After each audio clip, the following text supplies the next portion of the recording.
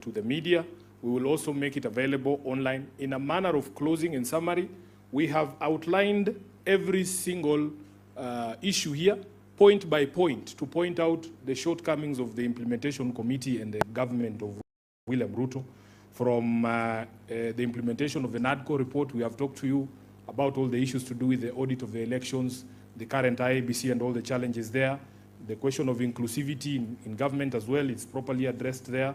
We have spoken to you about the challenges that continue in devolution and the lies that we were told yesterday about the monies that have been devolved, the clawback of functions. We have spoken to you about all of those.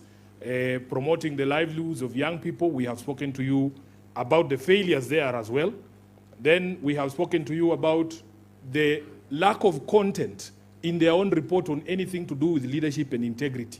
And in that particular theme, Honorable Orengo, Baba was concerned about opulence and display of wealth in public, including the harambes we saw yesterday. Not yesterday, just last week. Governor, I was very shocked that people who we have known all our lives have never given more than 100,000 or 10,000 shillings in Harambe. Suddenly, he can afford to give 5 million shillings in church. Baba must be rolling in his grave. The fight against corruption, we have all witnessed that there's nothing that has been done on that front.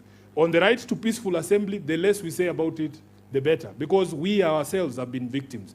If you count the number of political rallies and gatherings that have been attacked and broken up violently since the signing of the MOU, they are actually, it's embarrassing that William Ruto has paid no attention to this particular issue. It has gotten so bad that he can throw tear gas to a church, forgetting that he rode to power on the back of the church.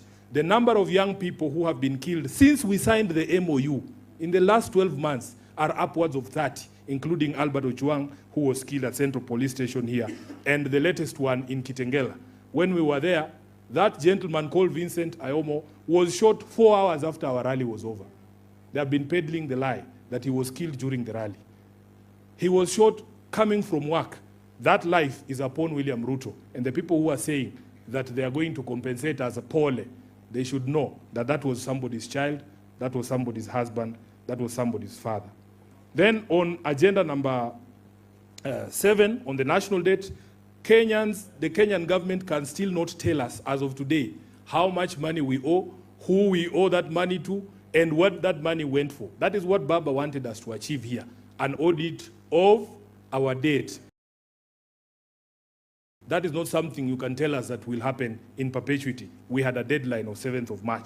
On number 9 here, stopping wastage of public resources, Senator Mheshimiwa Gisairo has given you the most clearest example that you lied to us. In fact, they are claiming that the stoppage of money to the First Lady's office was made pursuant to the MOU. That's a blatant lie.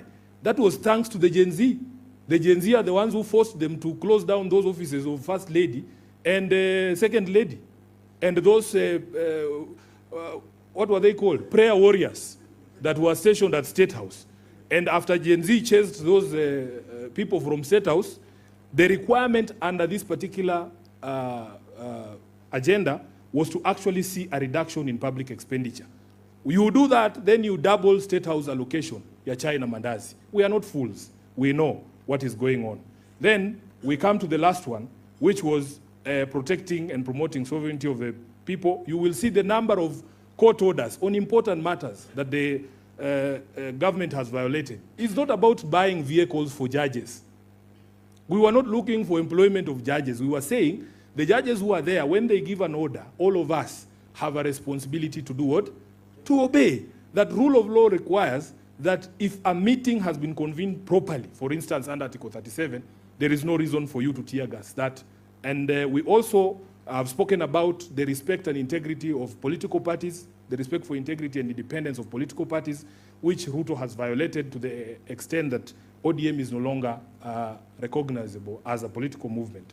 And he also, knows that he owes political parties a lot of money because Baba said, because I wrote what Baba was telling me to write, that we want full implementation of the political parties fund.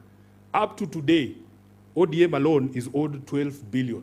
Ruto has paid not a single shilling to that date since the signing of this MOU, and now it has expired. Yes, and that is in the face of ODM has 5 court orders saying government must pay this money for the purposes of building our democracy. And that is why, in conclusion here, we have given a score of 1 out of 10, which is a very generous score, because Babu and the others believed it was -2, -1, but we put all of those together and we have given them 1 out of 10, or 10%. That 80% that they were talking about cannot be demonstrated to you in the document that they presented yesterday. With those, yes, extremely below expectation, which is why somebody was saying there that there is absolutely no basis to ask for an extension of that MOU, or indeed, absolutely no basis to begin negotiating any other agreement if they could not follow this 10.1. What makes you believe that they will follow any other agreement? So with those many remarks, I want to invite the leaders. We will do the formal launch of the report. This report will be available on as soft copy, and as we printed some hard copies for you. We are not rich people, so we don't have many copies. Yeah? But there's yeah, this is the good thing with working with young people. They are saying there's a QR code that you can scan, and then you'll get the report. Si hapo tumesonga mbele kidogo. Iko kwa page gani? Si utuwekee hapo. Watu wa scan tu alafu waweze kupata. Over to UMC. Asanteni sana for your patience and for your indulgence. God bless you. Thank you so much, SG. Wapi makofi ya SG tafadhali? So here's the procedure of how we want to do it, because we want to do it in an orderly manner. We have a lot of support from our colleagues and friends from the media, and we'd like them to get the best pictures that will be shared to the rest of the country. So I will invite our leaders on this table to join us at the stage. Everyone else, I would request that you remain seated so that we don't block the pictures at the back. Is that okay? And as we did say, the QR code will remain on screen. Please scan it, share it, and let everyone have a copy. We do not have sufficient numbers of the physical copies for everyone. We've given priority to the media, but for everyone else, if we could kindly scan and have that copy for yourselves. So I'll request our distinguished leaders if we could join us on my right to the stage. And the women leaders as well who spoke, if you could join us on stage.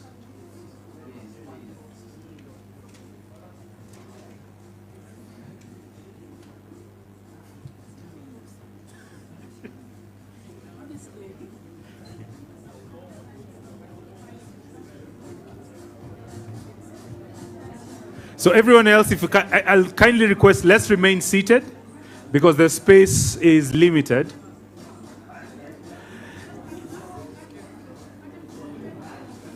So we'll have a quick countdown. Once we are settled, we shall have a quick countdown.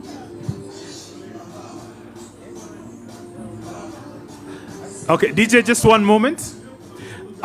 So ladies and gentlemen, once we are settled, we shall have a countdown.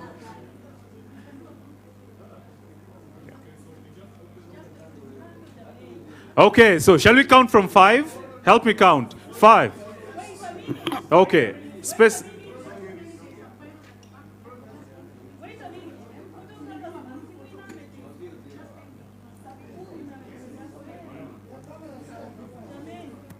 Azimio, Majority Leader, National Assembly, the Honorable Karoli.